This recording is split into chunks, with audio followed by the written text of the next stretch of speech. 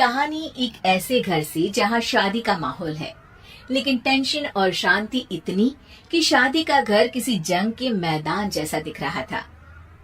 अरे जैसा मर्जी डेकोरेशन कर दो, पैसों की चिंता मत करो। इतना पैसा जब लड़के वालों को दे दिया तो फूल वालों को देने में मुझे क्या दिक्कत है। अरे धीरे बोलो ना, साफ लग रहा है कि फ्रस्ट्रेटेड हो। अरे तुम तो चुप ही रहो। एक बेटी संभाल नहीं पाई। सारा दिन मैं काम पर जाता था, सोचता था घर पर बच्चों को अच्छे से संस्कार मिल रहे होंगे, लेकिन नहीं, मैडम को तो अपनी किटी और फैशन से फुर्सत मिले तब ना। माँ चुपचाप वहां से चली जाती है। समझ में नहीं आता कि आखिर शर्मा खानदान में हो क्या रहा है। कल तक चिड़िया सी फुदकने वाली शीना की शादी यूं अचानक एक मोटे काले लड़के से क्यों हो रही है। शीना कमरे में हाथ में गुड़िया लिए बोलती है, मेरे साथ जो हो रहा है ठीक हो रहा है। तुम तो सब जानती हो, साहिल मेरे लिए भगवान है। अब जब वो ही नहीं मिला तो फिर कोई भी हो, जिंदगी ही तो जीनी है, जी लेंगे। बाहर शीना की बुआ किसी से बात करती है। अरे मोटा नहीं, उसे तो खाते पीते घर का कहते हैं। अब ओबेरॉय का नाम भी किसी को बताने वाली बात है।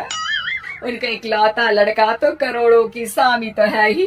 अरे हमारी शीना बिटिया तो रानी बनेगी, रानी।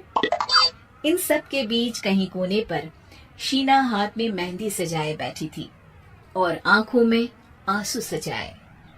और वो समय भी आ जाता है जब शीना मंडप के नीचे हाथ में वरमाला लिए खड़ी होती है, लेकिन तभी अफरा तफरी मच जाती है। कोई कहता है, अरे लड़के की माँ को हार्ट अटैक आ गया। अरे अच्छी खासी थी, कैसे हो गया? अरे कहते हैं ना, किसी किसी लड़की के पैर अच्छे नहीं होते। हो सकता है कि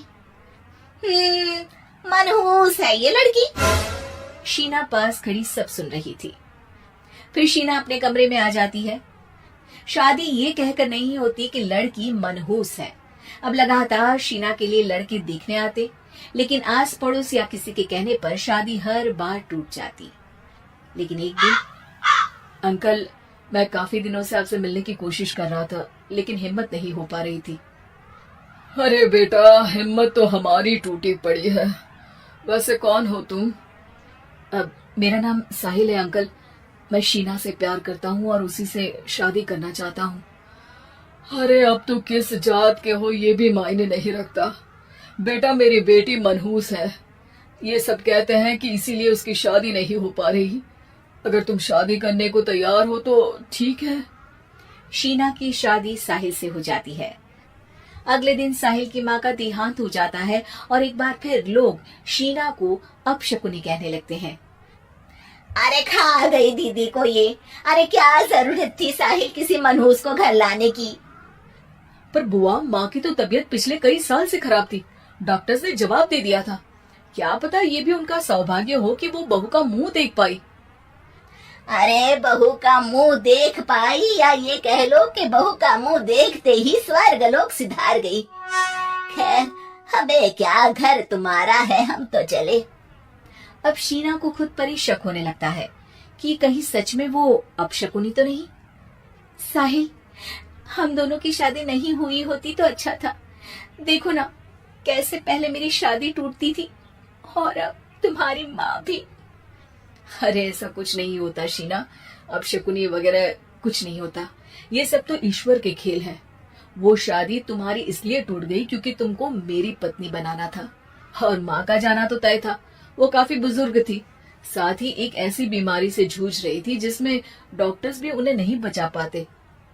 शीना साहिल की बात सुनकर तसल्ली कर लेती है और वहां से चली जाती है। अगले दिन, शीना, अरे ओ शीना। क्या हुआ? उफ, कहीं फिर मेरी वजह से कोई नुकसान?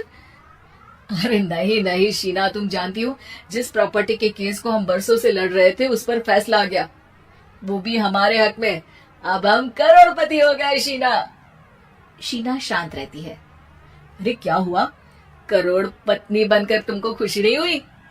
शीना की आंखों में पानी आ जाता है। चलिए जी, कुछ तो अच्छा हुआ मेरी जिंदगी में आकर आपके साथ।